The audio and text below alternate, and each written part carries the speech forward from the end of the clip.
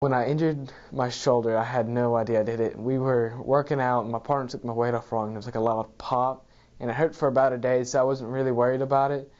Worked it out for a few months, and then it got to the point where I hurt it another time, and my arm just kind of dropped, and it hurt for about a week, and it kept getting worse, so I was like, I gotta go get checked out. I set up an appointment, took him in. The doctor knew immediately that it was not a pulled muscle and sent us for an MRI, which in turn showed that he had a tear in his shoulder. On our initial office visit, we confirmed the diagnosis of his superior labral tear by provocative examination in the office, and then we went over the surgical procedure, which consists of basically an arthroscopic procedure where we make a series of puncture wounds, usually 3, sometimes 4, depending upon the nature of the injury.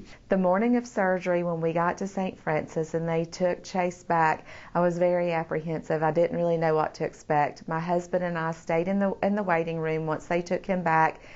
I thought it was going to be a long time, a very long time before I heard from anybody. St. Francis actually came out, a representative from St. Francis, Lindsay, came out and talked with us to make sure everything was okay and we were fine.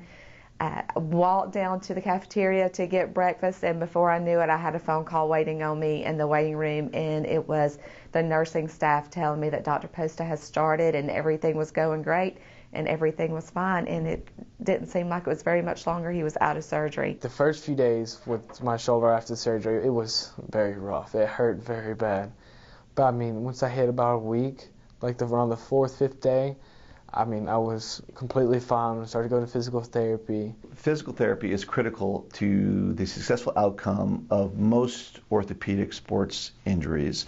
I always tell my patients that we have a contract, that it's a 50-50 deal.